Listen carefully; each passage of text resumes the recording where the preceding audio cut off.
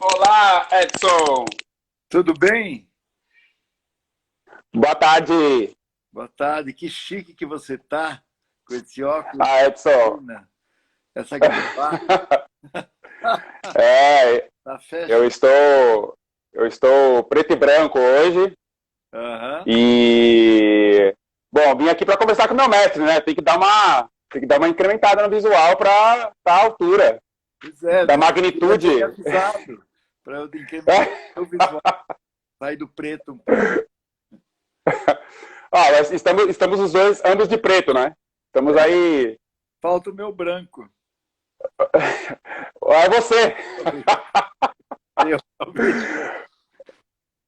Já temos aí, Edson, alguns amigos chegando, Sharon, Marcinho, Robson, Leiliane, Legal. Laiane, muita gente chegando para estar conosco nessas 14 horas de bate-papo que a gente vai ter agora. Não, e eu achei que era 2h30. Aí tava lá com a Luna e com a Lê e com a Mônica. Uhum. E aí eu falei, tem que subir. Aí subi, liguei, nada. Aí mandei um recado para você, falou, não, não é às 2h30, às 3. Desci de novo, continuei com elas lá, tomei uma cachaçinha e voltei. Agora eu vou tomar. Pois é, eu lá almoçando, bonito e colocado. Mas foi bom, porque a ideia mesmo era poder dar um respiro, né? Eu sei que você veio de atividades aí desde manhã cedo. Desde as 10. E então, esse tempinho aí foi bom para você tomar sua cachaçinha, dar aquela calibrada. E tomar sol, porque aqui na biblioteca está frio. O sol começa a chegar aqui agora. E aí Aham. tava frio até agora. Fiquei ali embaixo um pouco, agora estou já ensolarado. Chegando aí também a Célia, o professor Luiz, a Que Paula maravilha! Pilege. É, Estamos aí em ótima companhia já, Edson. que maravilha, que maravilha. E E aí, você, como está? Tudo bem? tudo bem? Trabalhando muito aqui no Cochicho, adorando essa experiência de poder atender online a semana inteira, né? Então, atendi segunda, terça, quarta, quinta, das 9 da manhã às 8 da noite. E ontem era o meu dia de refresco, atendi só um cliente que me pediu urgência lá do Panamá.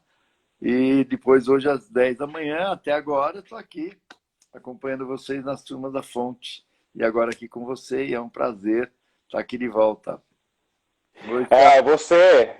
Você fez comigo a primeira dessas sessões de live, então hoje eu estou aqui dando início nesse exato momento à 12ª edição do programa Interface, esse programa que eu criei para entrevistar personalidades e do mundo acadêmico, do mundo da psicologia, do mundo das artes, então tem sido uma trajetória também muito interessante. Comecei com você lá no mês de março, É. e lá se foram já 11 lives, já entrevistei inclusive Nossa, que a legal. nossa queridíssima Maya Hantover, e hoje Aham. você voltou, porque pediram você, eu tive que atender, Edson.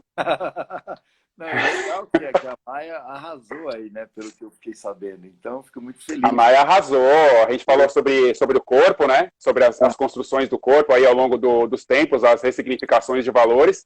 E a galera adorou. Tá entrando agora a nossa amiga Thalita, que é lá, sabe de onde, Edson? Um lugar que você precisa conhecer se você não conhece. Chapada dos Veadeiros, é a Thalita, Ah, tá lá em Goiás. que lindo.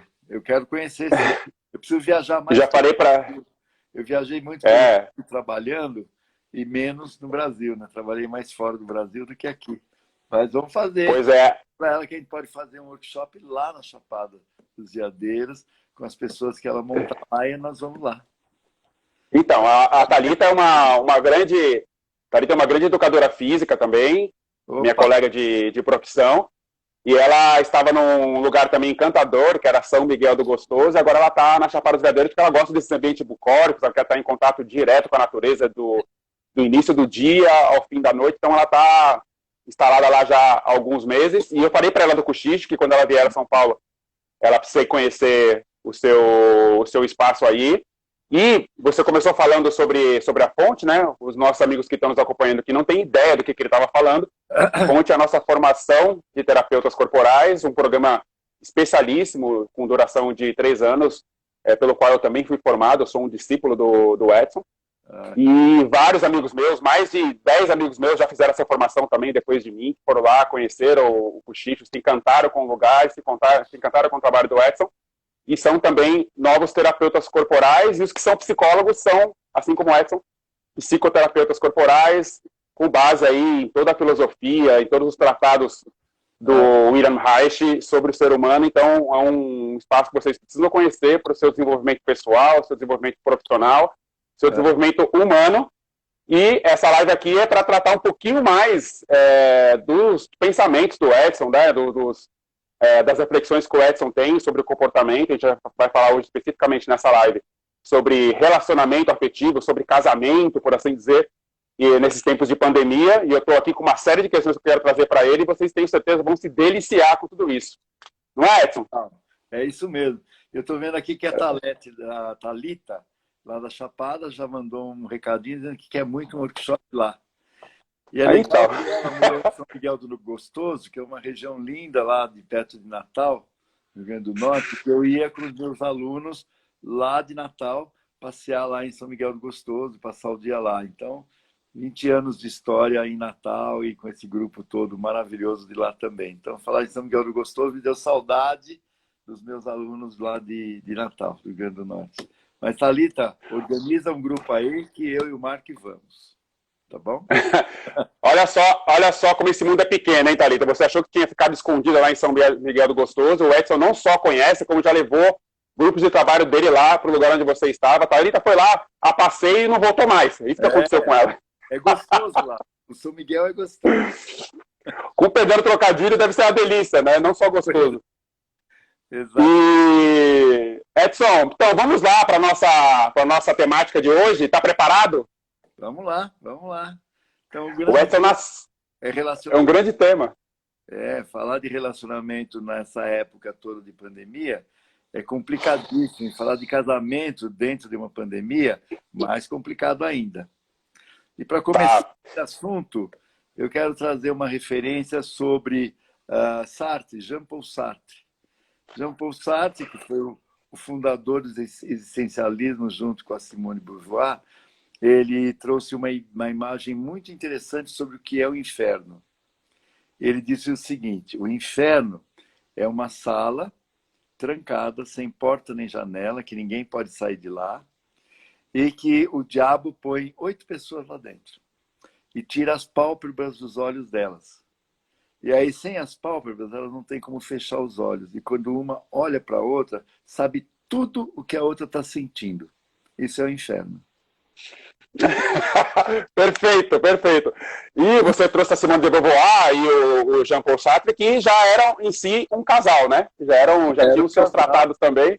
Com muitas crises. Tem um lugar lá em Paris lindo, que se chama Le Demago, que são os dois magos, onde eles criaram o existencialismo nesse café, numa esquina de Paris. E aí, toda vez que eu ia para Paris, eu ia lá tomar um café e lembrar um pouquinho do existencialismo e da história dos dois que aconteceu lá naquela região da França, de Paris. É o Café de Flore? Não, chama Le Demago, os dois magos. Le Demago. Que é numa região linda de Paris, perto da Sorbonne, inclusive. E é muito legal ver as crises que eles viveram juntos, buscando o existencialismo, uma possibilidade de ter um amor aberto, o amor livre, a possibilidade de ter relações, etc., considerando que o casamento em si, como uma instituição, sufoca. E eles lá, na época, já discutiam a possibilidade de abrir os relacionamentos para outros relacionamentos. E esse é um assunto de longa data na história da humanidade, né? Olha, eu já fico feliz que você tenha introduzido esse assunto também. Não vou começar por ele, Edson, porque tem umas coisas assim que a gente podia pautar antes, mas essa história desses novos modelos, que não são novos assim, né, como você está trazendo, mas que estão aí em voga, estão sendo discutidos, em todas as questões culturais pertinentes, né, as questões religiosas também que perpassam esses valores, na concepção judaico-cristã e também da percepção oriental sobre o que são esses modelos de relacionamento em monogamia, bigamia, poligamia, mas depois a gente entra nisso. Eu queria começar trazendo a questão da pandemia, porque foi ela que nos trouxe aqui para tratar esse assunto especificamente.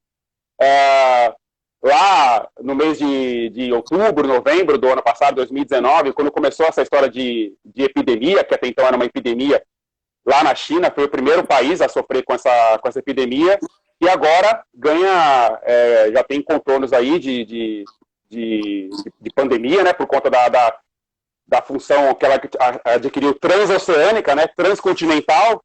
Então, hoje é uma pandemia, mas a epidemia começou lá na China, Edson. E, na China, há dados concretos assim, do aumento exponencial do número de pedidos de divórcio em função das condições novas que as pessoas tiveram que enfrentar, de confinamento, de isolamento e de restrição de mobilidade, e isso acabou acarretando várias questões que a gente vai entrar um pouco aqui. E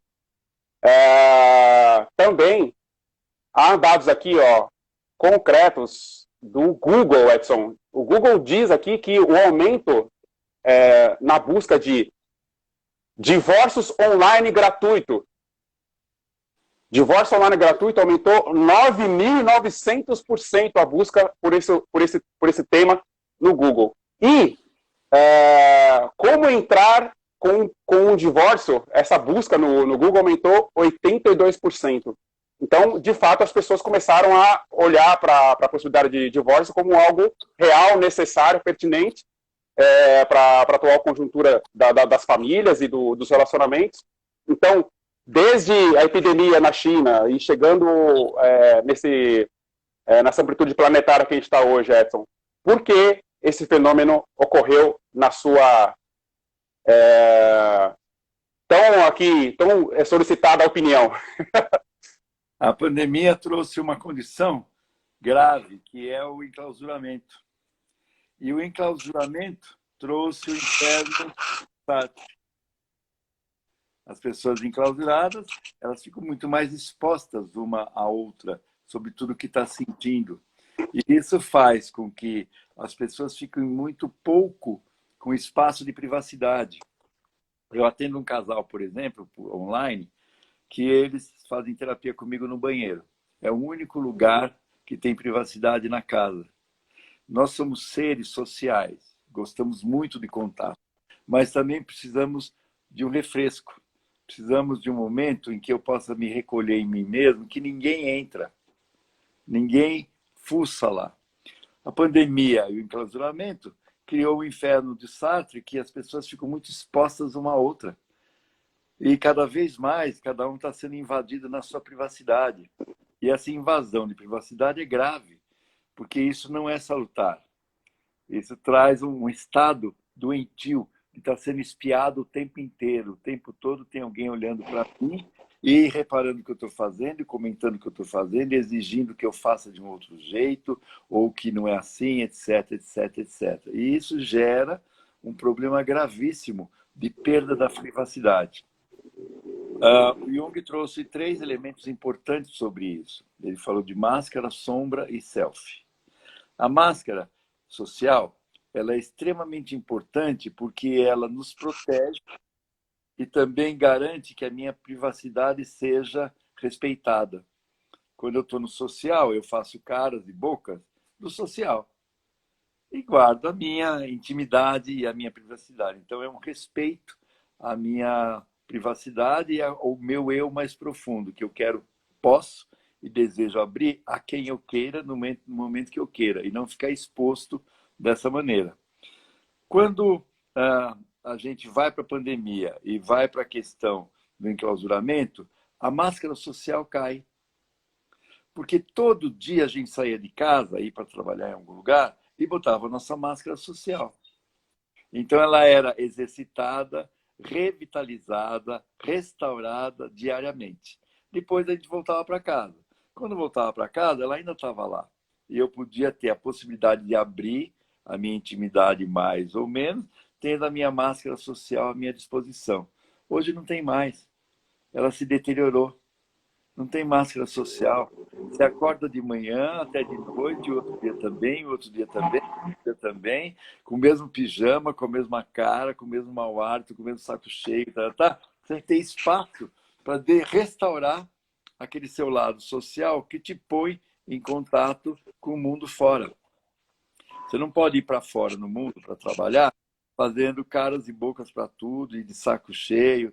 Se você fizer isso sempre, as pessoas te rejeitam, te recusam, te mandam embora.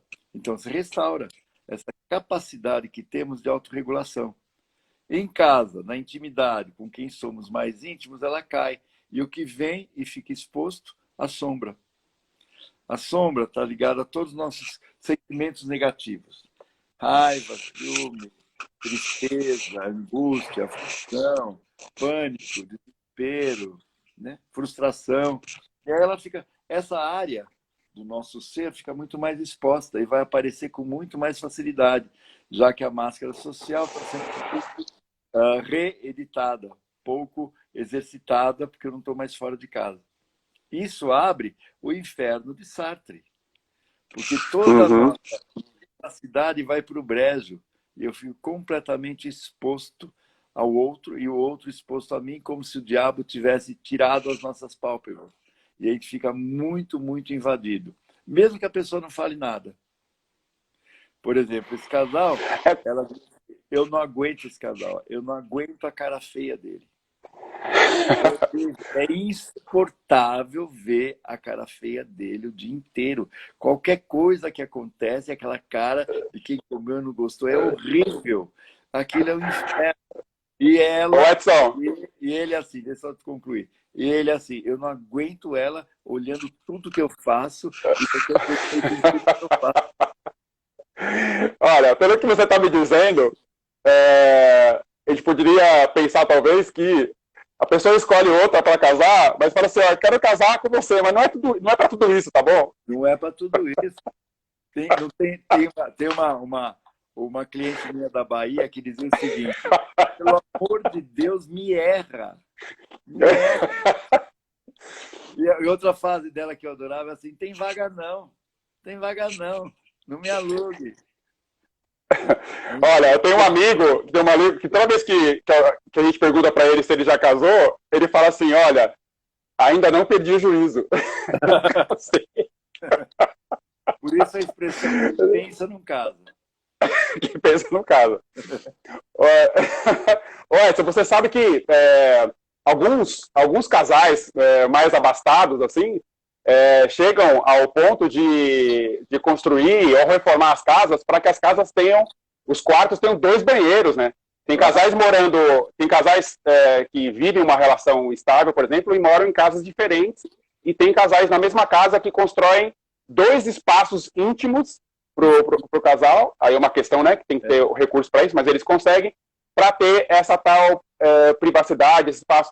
Por que a gente precisa sempre contornar e fechar esse cilindro, Edson? Que necessidade é essa nossa, humana, de ter esse recorte? Porque em tempos mais remotos, lá, não havia essas divisões todas, né? Isso está associado com a questão das máscaras. Por que a gente precisa ter esse nosso círculo fechado, onde ninguém me vê e é meu? Em tempos antigos, as pessoas iam cagar no mato. Cagar no mato, cada um achava o seu mato. Então, todo mundo está no mesmo mato. Entendeu? A vida era compartilhada em parte. Os homens saíam, muitos viajavam. Mesmo nas cavernas, por exemplo? Saía para ir no mato.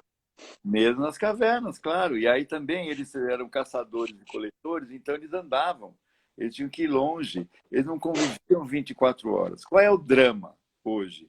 Eu tenho um apartamento, a minha mulher, 2 filhos, e não tem outro lugar para ir. Tem que ficar 24 horas ali.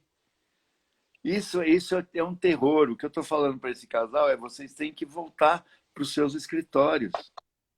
Tem que dar um jeito de sair de casa todo dia, mesmo que seja 4 horas por dia, 3 horas por dia, e voltem para ter um tempo para restaurar a máscara social, para pegar leve, para não ficar tão exposto um ao outro. É como se ficasse uma ferida exposta que todo o tempo alguém está arranhando, alguém está machucando. Então, toda a parte da sombra, que é pesada, ela fica muito exposta. E isso faz o inferno de Sartre. Não tem como. As pessoas ficam sem pálpebra. Elas não podem fechar o olho e se esconder. Essa é uma questão importantíssima de se esconder. A internet mostra muito bem isso. A pornografia na internet cresce muito. Por quê? É um lugar que eu posso espiar tudo sem ninguém me ver. Eu fico protegido na minha intimidade, na minha privacidade, sem que o outro me veja. Estou espiando tudo. Espiar pelo buraquinho da chave é um prazer enorme. Escondidinho. Mas ninguém está me vendo, que delícia. Aí eu posso fazer tudo que eu quiser. Edson, você acha que muitos casais, ou alguns casais, ou algum casal, veio a descobrir o que era o seu próprio casamento a partir da pandemia? Sim, porque aí a gente vai ver o quanto vê a sombra do outro o tempo inteiro. E isso é complicadíssimo. A gente tem não, o que é o casamento em si, por exemplo? Ele não tinha, ele escolheu a pessoa, aceitou as condições, as pré-condições, fizeram planejamento, compraram a casa, planejaram filhos, e aí vem a pandemia e traz um outro viés, que não estava no pacote, mas não é outro casamento, é o mesmo casamento. É o mesmo casamento. Então, a gente pode dizer que a pessoa descobriu o que é as implicações? Na verdade, eu descobri o outro lado que está além da sombra, além da máscara. Ok. Uhum. O casamento traz toda uma sedução e um jogo de sedução importantíssimo para garantir que o outro queira casar. Então, imagina quanto de máscara tem isso. O quanto de sombra é escondida, porque se aparecer isso, não tem relação que aguente. Eu estou hoje com um cliente meu no Panamá, que me ligou agora, pedindo ainda para conversar comigo de novo, porque ele encontrou uma mulher, e essa mulher tem uma filha e tem uma mãe que mora lá, e ele é solteiro, ele nunca casou, e se envolveu com ela, e está lá vivendo um relacionamento que aí começa a aparecer a sombra, por causa da pandemia. E aí o lado sombra dela começou a aumentar, começou a agredir ele, começou isso só 4 meses de relação, hein? Ele é egoísta, porque coisa simples, tipo assim, ela tem calor, e ela quer dormir de janela aberta. Ele tem frio, quer dormir de janela fechada. E ela diz que ele é egoísta. Por que tem que ficar com a janela fechada? Que ele não entende o calor dela, que e daí vai. 300 picuinhas que pareciam nada, que ficam enormes. Porque vai aparecendo todo lado que acusa o outro, ataca o outro, tanto que ele decidiu separar. E agora ela vem implorando para ele ficar. Mas ele já voltou para a casa dele, para o apartamento dele. É um brasileiro e ela venezuelana. E eles estão os dois trabalhando no Panamá. E aí ele disse, eu estou quase cedendo, eu vou voltar. Eu falei, espera um pouco, espera, respira, dá um tempinho, vamos ver se daqui a pouco vocês podem se voltar a se falar. Daqui a pouco, depois dessa... Fecha o canal da Mancha um pouquinho. Depois da live, vou dar um toque para ele, que ele está sofrendo lá. Ele quer muito construir família. Mas na hora que ele tira o enclausuramento, aí todo lado sombra começa a vir. E fica insuportável. Essa é a questão. A gente tem máscara, sombra, e por baixo da sombra, o nosso eu verdadeiro, que é o nosso self, que tem amor e prazer, que é tudo que a gente busca. Tudo que a gente busca é chegar lá, mas não tem como chegar lá sem passar pela sombra. E aí o que a gente tem que fazer então com a sombra que é tão pesada? E aí entra no nosso próximo capítulo, daqui a pouco, que é como um acolher o outro na sua sombra, que a gente chama de ato terapêutico. E daqui a pouco a gente pode falar sobre isso, porque agora vamos falar um pouquinho mais da tragédia, que é o enclausuramento para o humano. Eu preciso de privacidade. Essa é uma questão, por exemplo, importante das mães em relação aos filhos. Tem mãe que não suporta que o filho tenha privacidade. Ela fica batendo na porta do banheiro. Fala, o que você está fazendo aí? O que você está fazendo aí? O que você está fazendo aí? Claro que ele está se masturbando. E ela não aguenta que ele faça isso. Ou a filha que fica horas lá na internet falando com o namoradinho, mandando nudes, sei lá o que ela está fazendo. E os pais ficam enlouquecidos tentando controlar isso. Esse é o pior jeito de lidar com isso. Eu conheço uma mãe assim. Pois é. Fica controlando o tempo inteiro. Nós temos que garantir o direito à privacidade. Esse é um direito humano universal. Por isso que você não pode invadir a casa das pessoas por lei. Você não pode invadir as contas bancárias dela por lei. Você não pode invadir a privacidade dos recados que ela manda por... Celular, computador. Exatamente. Porque, porque se não respeita isso, aí é uma pandemia de verdade. É uma pandemia existencial. Uma pandemia da ética que invade tudo, como um vírus que invade tudo, independente de você querer ou não querer.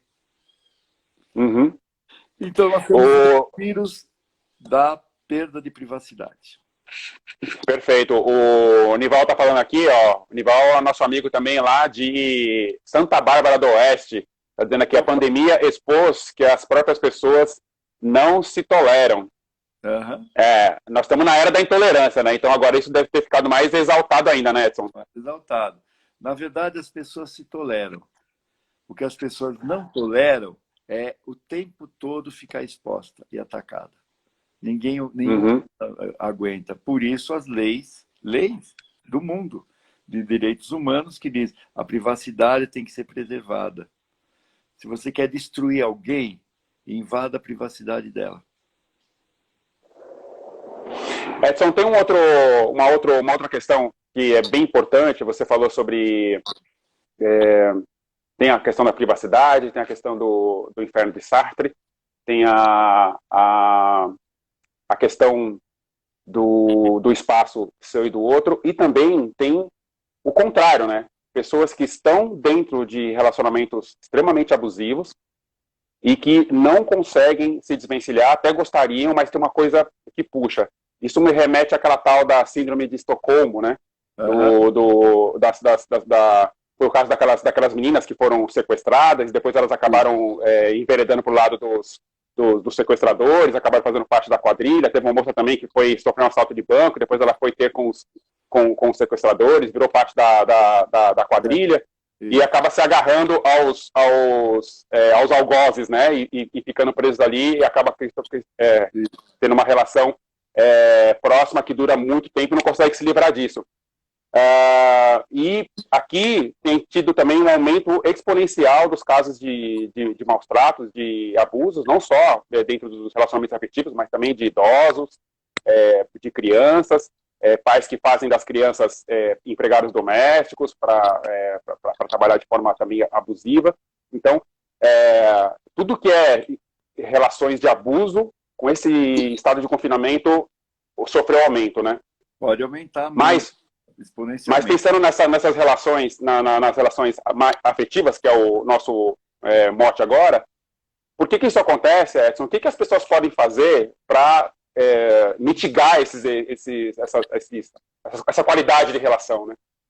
O cativeiro faz com que a pessoa perca nela a noção de que ela tem o direito de decidir. Então, a hora que eu perco o direito de decidir, que eu estou preso a uma situação, aí eu perco a minha personalidade.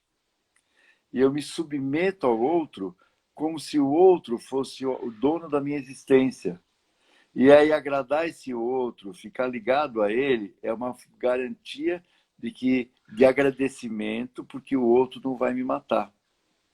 Eu atendi uma socióloga brasileira que foi muito maltratada na época do doicode, da ditadura, onde ela sofreu maus tratos de todas as formas. E tinha um japonês gordo, asqueroso, que cuspia nela, batia nela e transava com ela.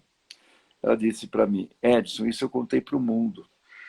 O mundo todo sabe disso, porque eu fui dar depoimento sobre a ditadura.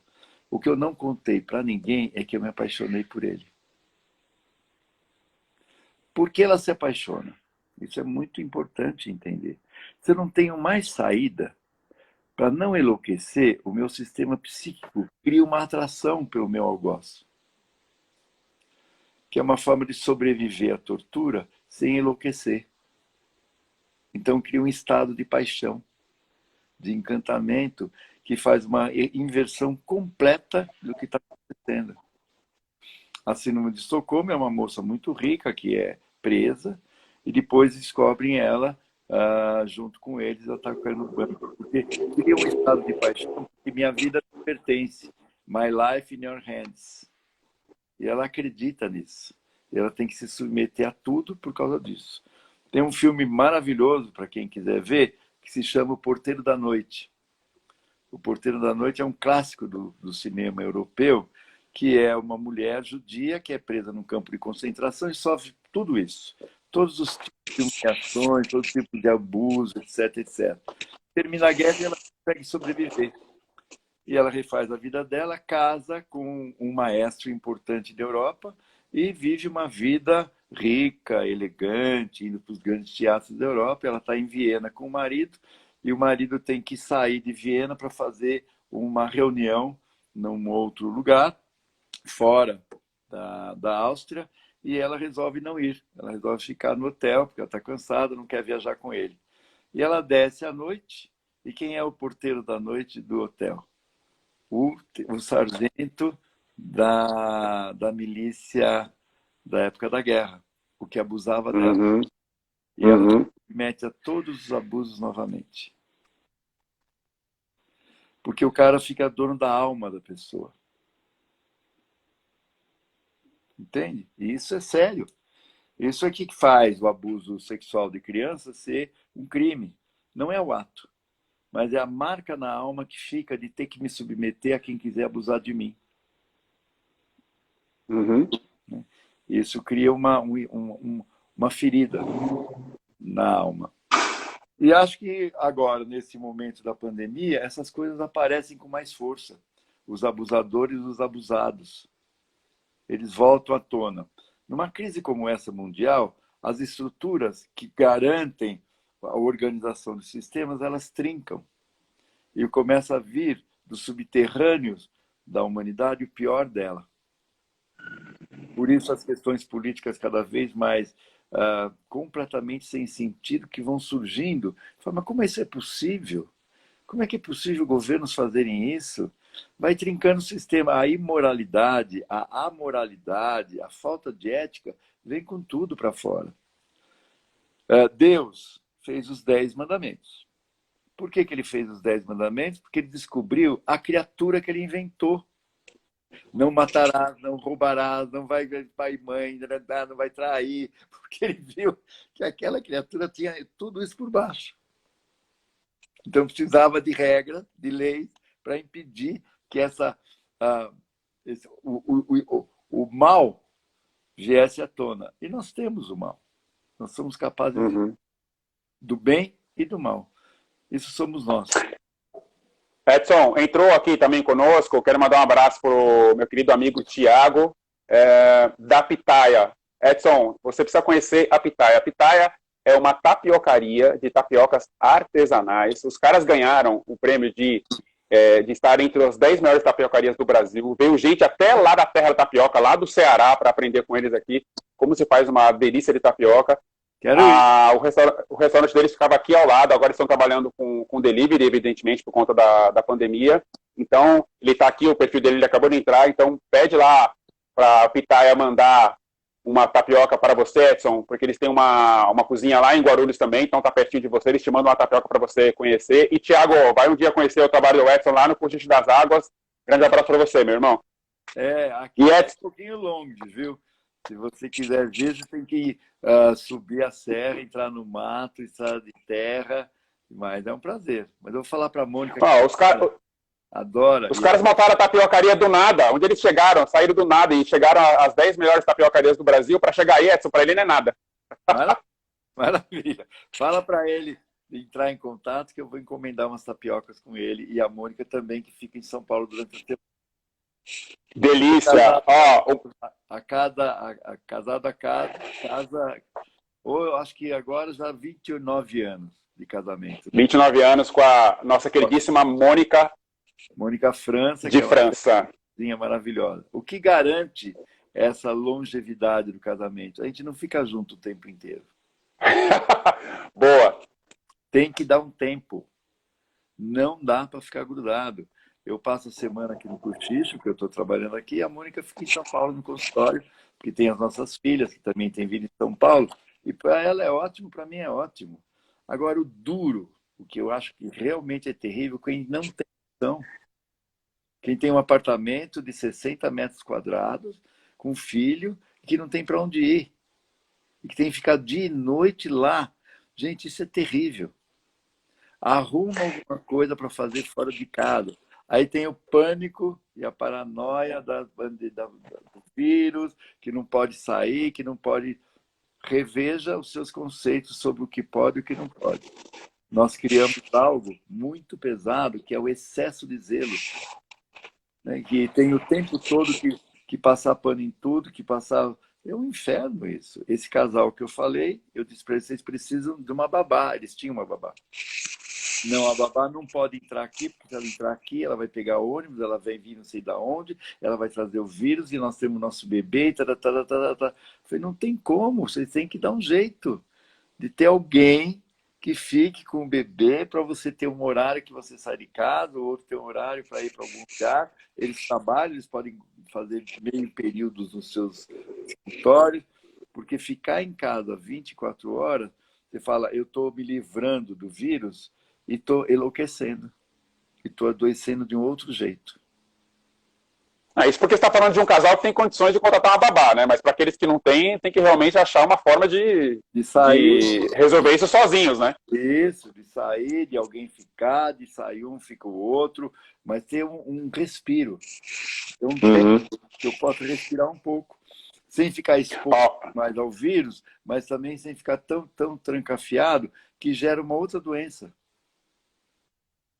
O Marcelo está dizendo aqui, Edson, que o trauma ele fica no sistema nervoso e se aloja no corpo. Os traumas nunca somem, mas podem ser regulados, integrados e se convive com eles. Não, o que daí tem que fazer isso é ganhar consciência, e eu explico muito para vocês isso, que é 5 passos para se livrar do seu trauma. Primeiro passo, estava andando por um caminho, caí num buraco. É o seu trauma. Levei muito tempo para sair dele. Segundo passo, vou andar pelo mesmo caminho e caio no mesmo buraco. Levo muito tempo para sair dele. Terceiro passo, neuroticamente, na compulsão à repetição de um padrão neurótico, eu volto a andar pelo mesmo caminho. Caio no mesmo buraco. Só que com toda a consciência e experiência que eu já ganhei, eu consigo sair mais rápido do buraco. Quarto passo, lá vou eu, pela minha neurose, pelo mesmo caminho, e consigo identificar onde está o buraco, e consigo me desviar dele. Quinto passo, eu mudo de caminho. A gente não tem cura, o buraco vai estar sempre lá. O que eu preciso é ganhar consciência. E qual é o buraco? Por que me atrai tanto? Por que me excita? Porque eu vou em direção a ele e tentar encontrar recursos que me façam, primeiro, sair mais rápido do buraco, depois identificar o buraco, depois mudar de caminho. Eu não tenho como tirar da minha história algo que faz parte da minha história. Se eu pudesse fazer isto, tirar o trauma, eu estaria tirando da pessoa a história dela. Tirando da pessoa a personalidade dela. E isso fica um vazio. Eu despersonalizo a pessoa. Cada um vai ter que dar conta do seu próprio buraco. E dar um jeito de ficar e desviar. Edson, eu adoro as pesquisas, né? Aí saiu uma outra pesquisa aqui que diz sobre os aplicativos de paquera, né? Então, em tempos de pandemia, né? Então, um dos aplicativos disse aqui que o aumento de matches, né? Que é quando há um interesse mútuo entre as pessoas, no período da pandemia, aumentou 99% de pessoas que têm interesse mútuo. Que vão sair, né? Que vão o quê? Que vão buscar os relacionamentos pela internet. Se quiserem, sim. Aí houve um aumento de 116% o número de mensagens enviadas, né? Umas pessoas enviando mensagens umas para as outras. E houve também 50% de aumento em chamadas de vídeo, né? Quando as pessoas querem dar o próximo passo e conversar se olhando e se entrevendo. Então, eu queria saber de você como você vê essa coisa dos relacionamentos virtuais. Você acha que eles são funcionais, que eles podem dar uma segurada, uma ajuda, uma excitação, trazendo um pouco também da questão do prazer nesses tempos de confinamento, Edson? Eu acho ótimo.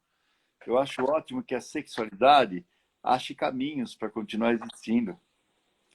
Né? A sexualidade é como água. Você segura a água. A água, você faz uma barragem aqui, ela encontra uma infiltração por ali e vai por ali. Você faz uma barragem lá, ela encontra outro caminho e vai para outro caminho. Sexualidade e vida é uma coisa só. É a nossa life force. Eu adoro que as pessoas possam entrar no vídeo e transar por vídeo. Ótimo! A sexualidade está acontecendo. O drama é quando não tem mais libido, quando as pessoas perdem o interesse, quando não tem mais vontade. Isso é a porta de entrada para a depressão. Enquanto as pessoas ficarem buscando formas de se excitar na vida, a vida está acontecendo. A humanidade existe porque alguém trepou. Se alguém não trepar mais, não tem mais humanidade. É tão simples assim. Então, se a gente puder encontrar formas, recursos, jeitos diferentes, ok. Dá vazão à sexualidade. Uhum.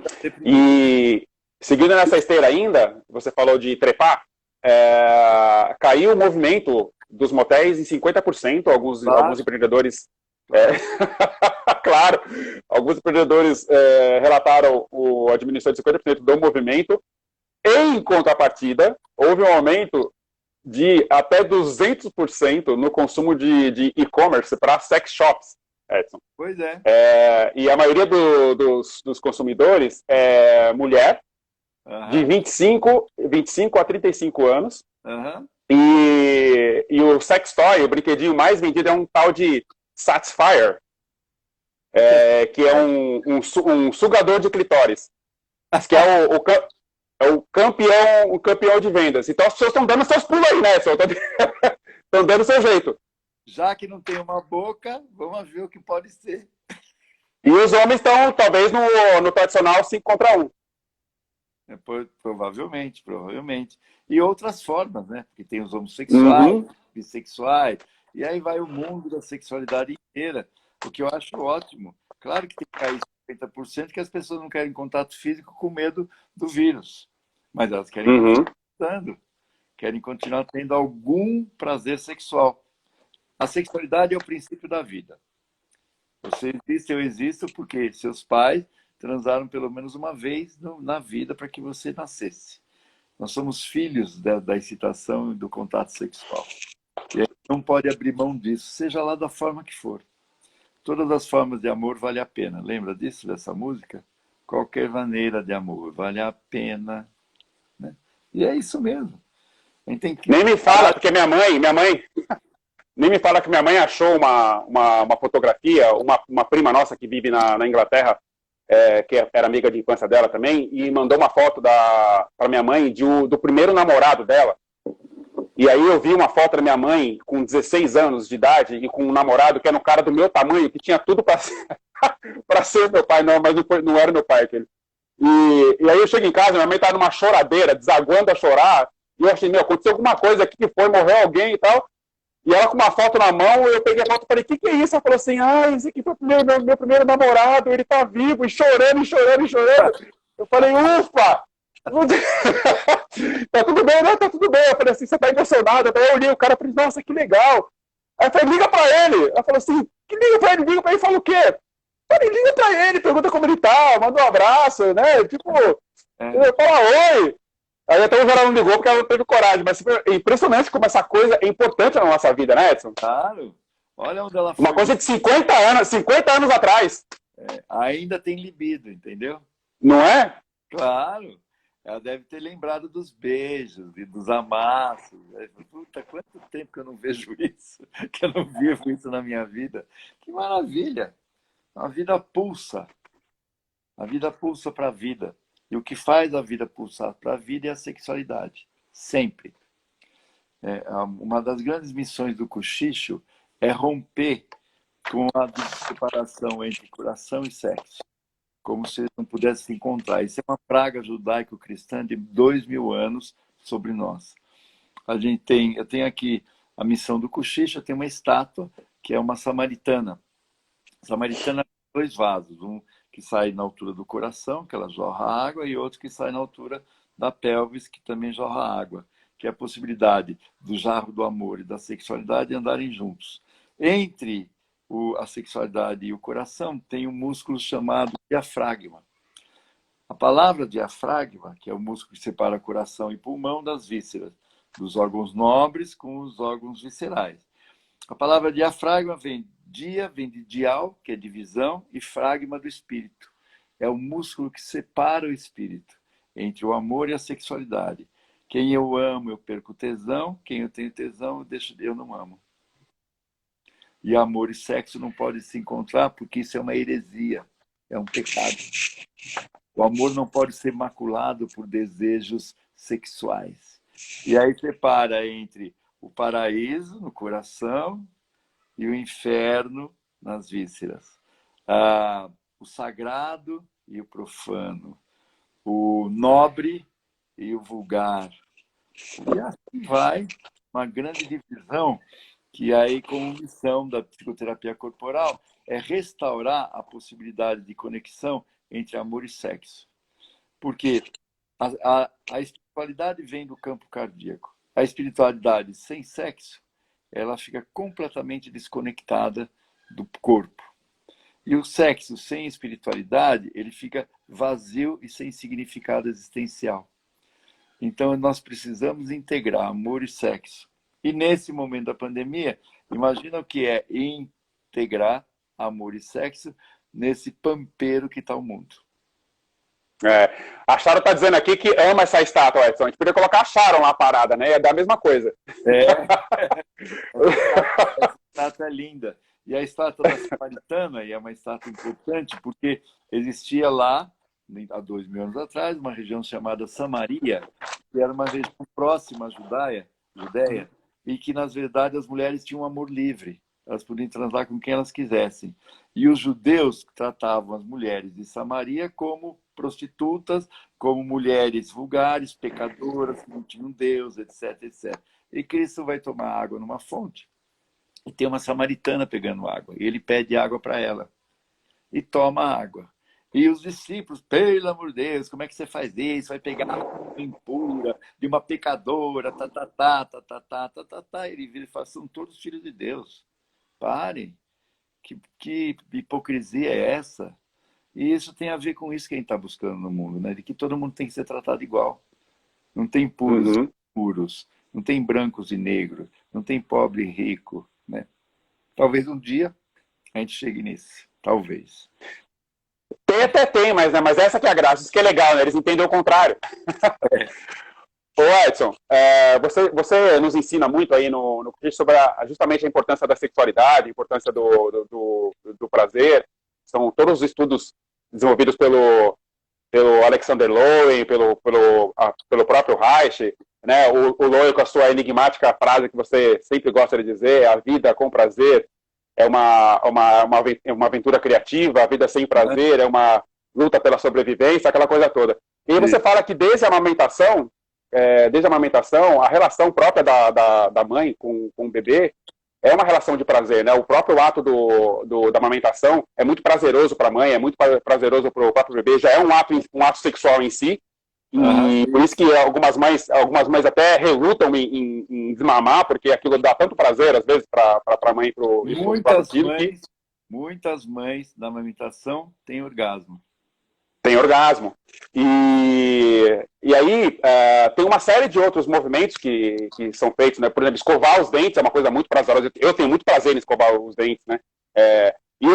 Pentear o cabelo. Quando eu usava Black Power, eu tinha o cabelão assim, ó, redondo, Black Power, eu tinha o garfo.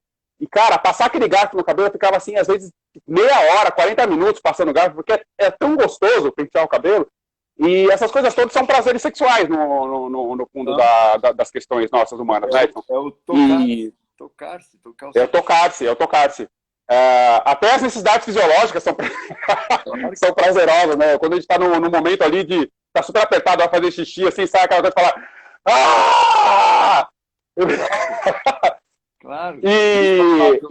Anal e fálica no desenvolvimento da criança. A oralidade ligada à alimentação, a fálica ligada ao cocô e, aliás, a anal ligada ao cocô e a fálica ligada aos órgãos sexuais. E isso é importantíssimo que eu entre em contato com isso. Com muitas clientes e clientes que eu falo, quando você toma banho, passe mais a mão no seu corpo, enfie o dedo em você, passe creme, muito creme, sinta o prazer de se auto-excitar. Isso é fundamental, nós precisamos disso. Isso é saudável. Uhum. Né?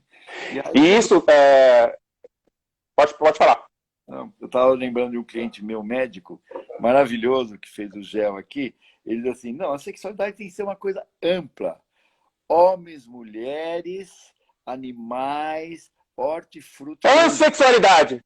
Essa é a pansexualidade. Hortifruti granjeiros, inclusive. Muito bom. Eu queria ver esse cara fazendo carinho no alface, né? Para saber o que ele estava sentindo, mas tudo bem. Talvez alface com uma pluma. O alface enrolado. Edson, aí eu estava falando dos sex toys, né? E desse, como é que ele chama? O tal do Satisfyer, que é um subterfúgio aí, uma forma das pessoas manterem essa coisa da atividade. Mas, voltando ao nosso ponto, a gente não pode perder ele, que é a questão dos relacionamentos. E aí eu trouxe aqui a pergunta, assim, né, com tudo isso que tem de oferta, mas como manter a tal, Edson, da chama acesa? O casal tá lá em casa, tá de saco cheio, já perdeu a paciência, já olhou pro outro, não aguenta aquele mau hálito, não aguenta aquela reclamação, a toalha em cima da cama, e não sei o quê, blá, blá, blá. E a tal da chama, que é tudo aquele jogo de sedução, lembra que você falou? Conta toda uma história, vende toda uma massa, tá, faz aquela sedução, tal, para encantar, e a parte sexual tá toda ali. E aí, de repente, isso desmorona no tempo da pandemia. Como manter essa chama acesa? Como é que pode ressignificar isso? Porque sem isso acabou, né? Aí acabou mesmo, né? O que a gente tem que olhar para isso é o que eu chamo de ato terapêutico. O que é o ato terapêutico? Se a sombra de um encontra a sombra do outro, vai dar merda. Eles vão se separar. Porque são dois infernos juntos. A sombra de um atacando a sombra do outro e desqualificando o outro e botando a culpa do outro. E isso é horrível. Eu tenho que parar, ganhar uma distância e pensar qual sombra de quem tem que ficar sendo tratada agora. Porque as duas elas se destroem.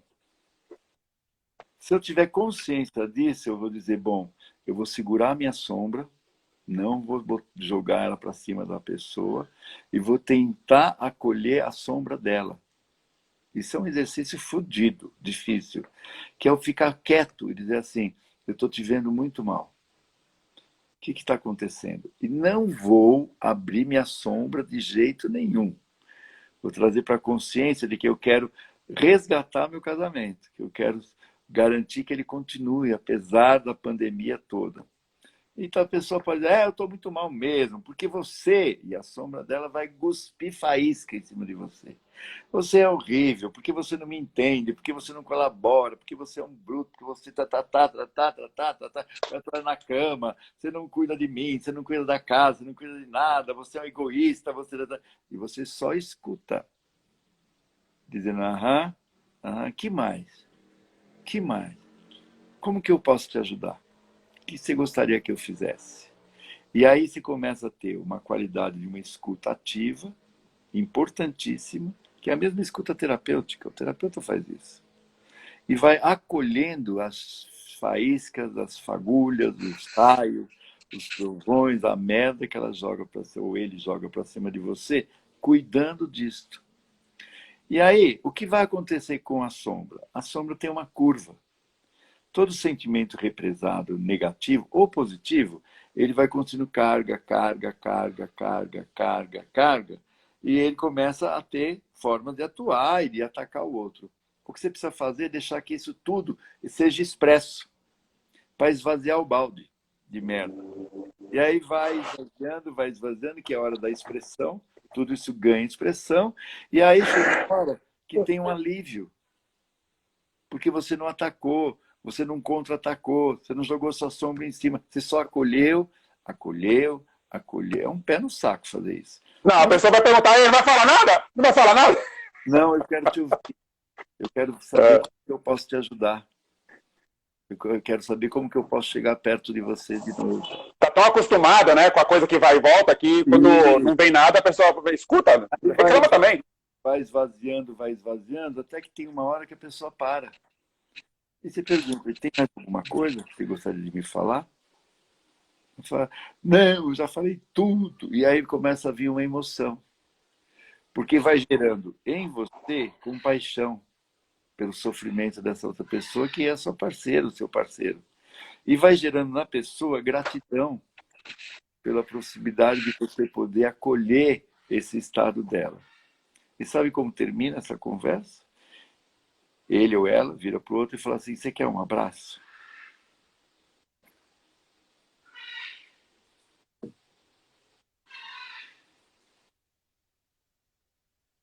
E aí os dois choram. Estamos fodidos juntos.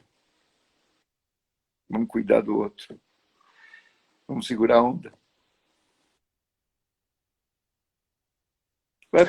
A Maria... É isso que a gente tem que fazer. A Maria está dizendo aqui, Edson, que a convivência acaba com qualquer amor. Eu vou discordar de você, Maria Fernanda. A convivência não pode acabar com o amor. O Edson está aí como prova de amor com 29 anos de relação.